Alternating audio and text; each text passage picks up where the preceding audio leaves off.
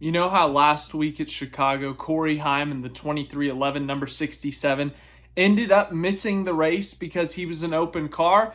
Well, guess what? That in about a week's time at Dover, it could potentially be the rest of the 2311 cars and also some of the front row Motorsports cars. Yes, in case you missed it, long story short, we're going to sum this up as quickly as possible. You're going to have questions. I have questions still, honestly.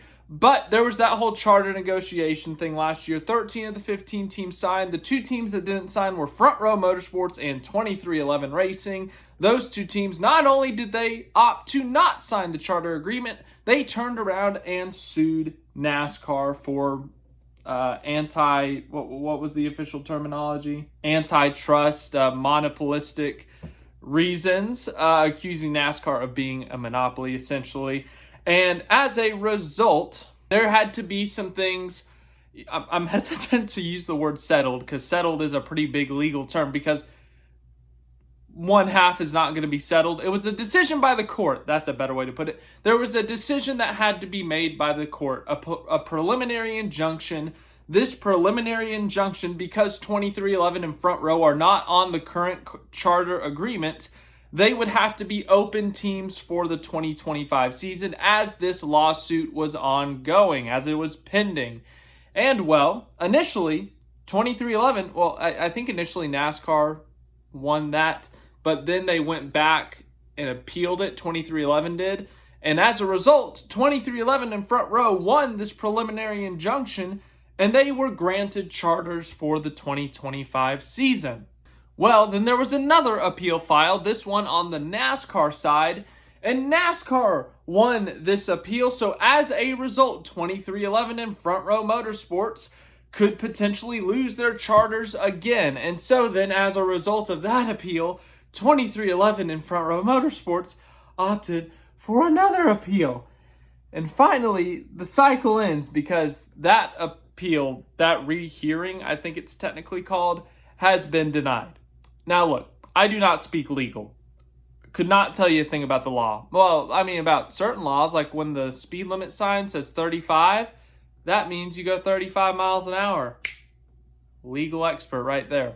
But no, seriously, I am not a big legal expert in any way, shape, or form. There are terms way too bigger than I'll ever use on here. So, in conclusion, to simplify this enough, right here it says 2311 and Front Row's request for the entire Fourth Circuit Court of Appeals to rehear their case, not just the three-judge panel who overturned the preliminary injunction, has been denied. And then obviously it states there the teams could lose their charter status in a week's time. So, long story short, the teams could lose their charters, which is a huge, huge deal. I just referenced Corey Heim missing the Chicago race. Well, there is also the possibility of losing a lot of money for these teams. The charters guarantee you a bigger payday, whether you win the race, whether you finish 7th, whether you finish 17th, whether you finish 33rd. It guarantees you a lot more prize money. But then there's another factor on top of that impacts these teams, and that is contracts, sponsor contracts, driver contracts. There are certain clauses in there that can be activated for drivers. Bubba Wallace, Tyler Reddick, Riley Herbst, I think 2311. Front Row has not really been talked about, the driver contracts having an exit clause if there's no contract or charter. So potentially we could look at Noah Gregson, Todd Gill, and Zane Smith. And then I don't know if that trickles down to the trucks. Like, I know the charter is just a cup thing, but anywho. The point being that without these charters for these two huge teams, one team, Front Row Motorsports, one of the top 4 teams now. They've picked up the pace a lot, literally, the last couple of years. They've won poles. They've been in contention for some wins. Made the playoffs just a couple of years ago with Michael McDowell. Now they have a very young team, 3 very young drivers who are learning, getting better. And the goal for them is to build and to become a consistent playoff team. Get 1 or 2 cars in the playoffs every single year. And then you have 2311, co-owned by Michael freaking Jordan, also has Tyler Reddick, who just made the championship for last year, who won the regular season championship last year. Bubba Wallace, who's won multiple Cup Series races. And then that third team they just started with Riley Herbst. I mean, both of these teams, the momentum has been rising up until this whole charter negotiation situation. 2311's been winning.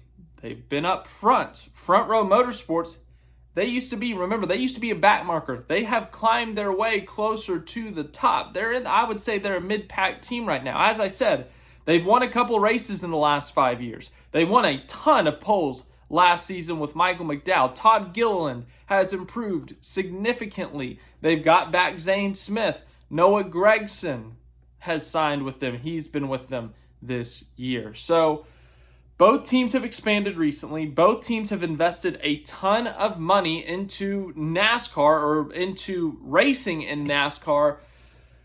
And well, that return of investment may not be that big this year and potentially the long-term future, of course, if they lose this lawsuit. We do have a statement from the team's attorney, Jeffrey Kessler.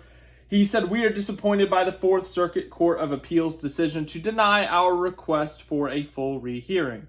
This decision has no bearing on the strength of our antitrust case, which we look forward to presenting at trial.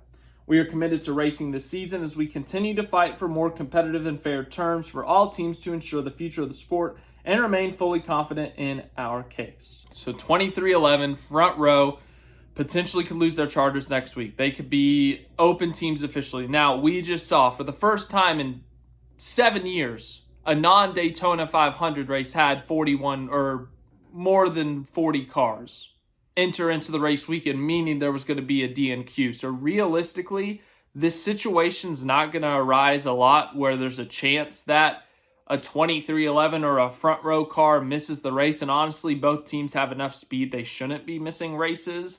The Corey Himes situation, he crashed or he hit the wall. He had damage on his first qualifying run, and that ruined everything. He still missed the race, don't get me wrong. I'm just saying it's not like in terms of raw straight-up speed, they were dead last. He had damage. Now, it was self-inflicted. We don't need to get into that. But the point being that, yes, the situation could come up. Like the Southern 500, that's a really big race. The Brickyard 400, that's a really big race, where all the open teams show up. We have a Trackhouse fourth car. Let's say Project 91 shows up at Indy. I don't know. Let's say the 66, the 78, they show up. The Amerivet, the 50 car shows up. Then we just need one more car. I'm sure I can think of someone here. Let's say RFK brings the Stage 60 back, but they do it with a different number, like 84. I don't know. Wait, Jimmy Johnson's. Hey, Jimmy Johnson shows up. There we go. Took me a minute. So there's the 5 cars you need, okay? So then all of a sudden it's a possibility that Riley Herbst, Tyler Reddick, Bubba Wallace, Zane Smith, Noah Gregson, Todd Gilliland, that one of them could miss the race if they spin out in qualifying, if they crash in qualifying, if they have a mechanical problem before qualifying. Like, there's a possibility that they could miss the race. But ultimately, in terms of that, realistically, that's not going to be an issue until Daytona of next year. And by Daytona of next year, this will all be settled because the actual court case is on December 1st of 2025. So, in conclusion, in terms of the not making the race, I'd say that's a long shot. It's a nice security to have. Don't get me wrong. Like, these teams would rather have that security. That's the whole purpose of the charter. But it's more of a financial hit to these teams. And then also there's the side effect of their drivers could walk at any time. It activates an exit clause in their contract.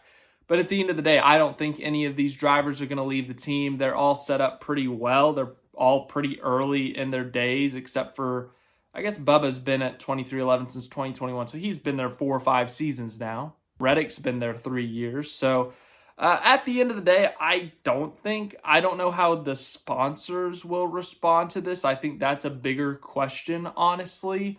McDonald's, Monster, Love's, Speedy Cash, like all those sponsors, I don't know how they're going to respond. But obviously, there's a lot of questions still regarding this court case, but starting next week. And then also the question will be, if these charters go away for these teams, where do they go? Does Stewart-Haas Racing repossess the ones that they just sold to these 2 teams?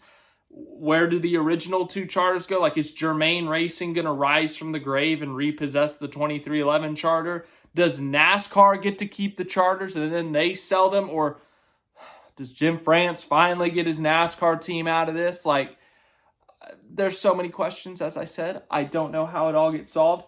Maybe, just maybe, they will actually decide to settle and just end everyone's headache, but neither of these parties seem to like each other right now, so I don't see that happening. But once again, I'm not a legal expert at all, so they could like settle tomorrow and I could be completely wrong.